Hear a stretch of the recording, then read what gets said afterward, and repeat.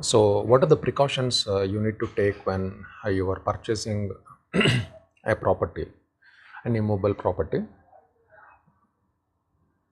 I will limit my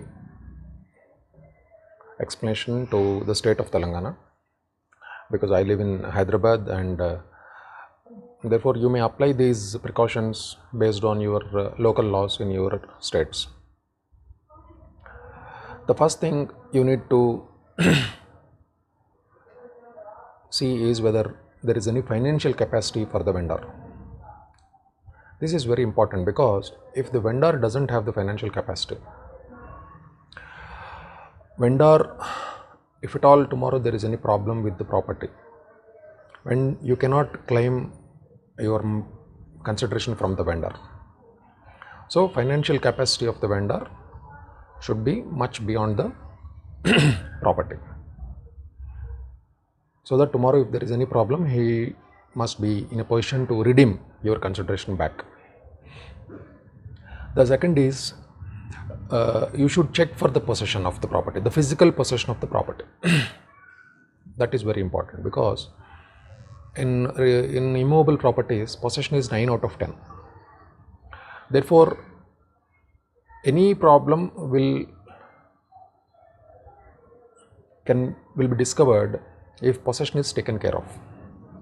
You cannot hide any sort of problem in a immobile property which can be devoid of possession. So you have to check for the possession of the property. If it is a government property, it must be more than 30 years, and if it is a private property, it must be more than 12 years. This is important. And the third will be the encumbrance certificate. You have to obtain an encumbrance certificate for the past 30 years before purchasing that property. The fourth maxim you should apply while investing in an immobile property is investigate before invest. You have to adequately investigate before investing into that property. Where should you investigate? You should investigate with the neighbors of the property. Any neighbor will know the litigation, if at all is there in the property. The first person to know is the neighbor. So neighbor will inform you any sort of litigation in the property. Even if there is a court case also, neighbor can inform. The fifth is you must take a legal opinion. From an experienced advocate, you must take a legal opinion, and legal opinion will always be limited to the material that is before the advocate. Advocate's legal opinion is not final. Out of all the precautions which I am informing right now, one of the precaution is the legal opinion from the advocate. And always remember that his legal opinion is always limited to the material before him. He will not go and physically verify the immobile property. That is the rider when you are taking an opinion from the advocate. The sixth will be you have to check whether the property is fenced or not. If the property is fenced, since how much time it is fenced, and whether there is any permission for fencing that property. Because once the property is fenced, most of the litigations will come out. If it is an enclosed property also, if it is fenced, the litigation comes out. So again, it is sharing the time with the concept of possession. So therefore, you have to check whether the property is adequately fenced or not, and if there is any permission that was obtained for fencing the property. And the next is you have to make the payment by way of an account pay check. This is also as per the law in force, as per the Income Tax Act also, you must make the payment by way of an account pay check. The advantage of making the payment by way of an account pay check or a demand draft is that tomorrow if there is any fraudulent output of your transaction, you can claim your money back. Unlike if you pay by cash, you cannot claim that amount. Always the value of the immobile property is the value that is fixed by the government will always be low. when compared to the value of the property in the market. The open market value will always be on a higher side. So therefore, just to hoodwink the government, don't try to make the payment by way of a cash. It is very difficult to sell the property by making payment by way of an account paycheck, but I insist, be a law-abiding citizen by paying property, by paying relevant taxes if they are applicable in your state. The seventh is collect all the linked documents from the vendor. There is no need to leave any linked document with the vendor once you purchase the property or the part of the property. If it is a layout, you will be purchasing a plot in the entire layout. So collect the relevant linked documents for that particular plot, and also the Xerox copies for the remaining remaining originals which cannot be given to you, because for example a layout is drawn and in the entire agricultural land of 10 acres, the 10-acre document will not be given to you, the purchaser of a plot. So to whatsoever extent it is possible, collect the linked documents in original.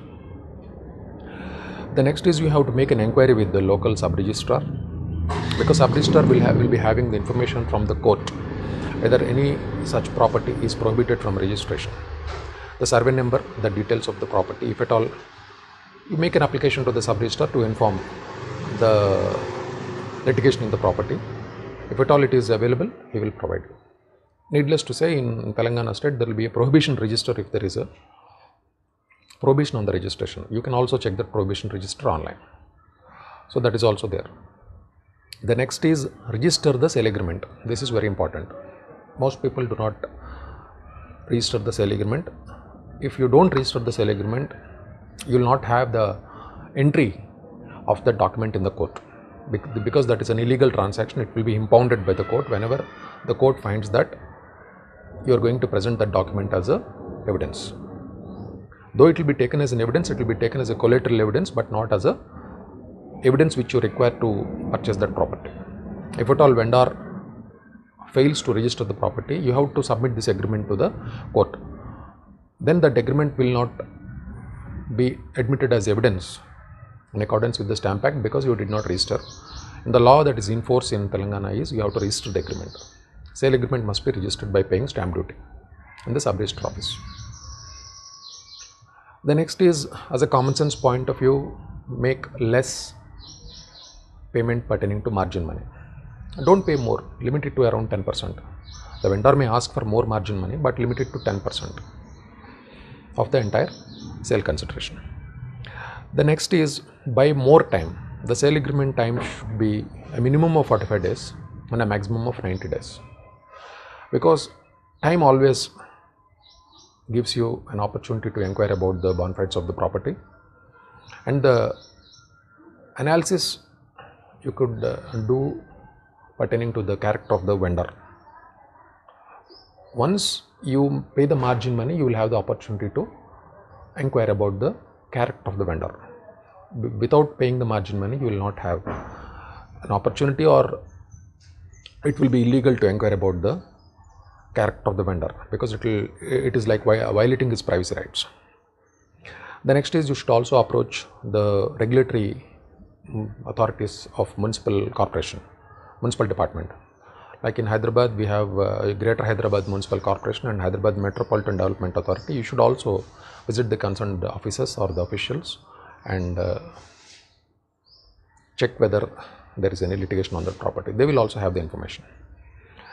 The next is check whether the layout is approved by the municipal authorities. If at all layout is not approved by the municipal authorities in Telangana, there is an option for regularizing the movable properties through a scheme called Layout Regularization Scheme, LRS scheme, which we call it. Check whether the property is brought under that scheme or not. So checking point is check whether 10% of the plots in the layout are occupied with buildings or not. That is, building permissions are issued at least to a minimum of 10% of the total plots in the layout.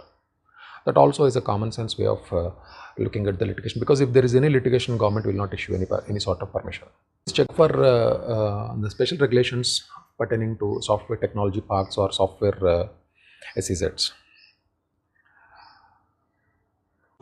Removable property buying in the state of Telangana comes with the privilege of litigation. Please remember, immovable property is always embedded with litigation, because when you purchase any movable property, the litigation is on the face of it. But in an immovable property, especially in Hyderabad and outskirts, it's very difficult to know whether there is litigation or not. So get prepared. If you are investing in a real estate property, you are taking the risk. There is no law in India to give a guarantee for the title. If at all there is any problem, you have to suffer the court case. Thank you.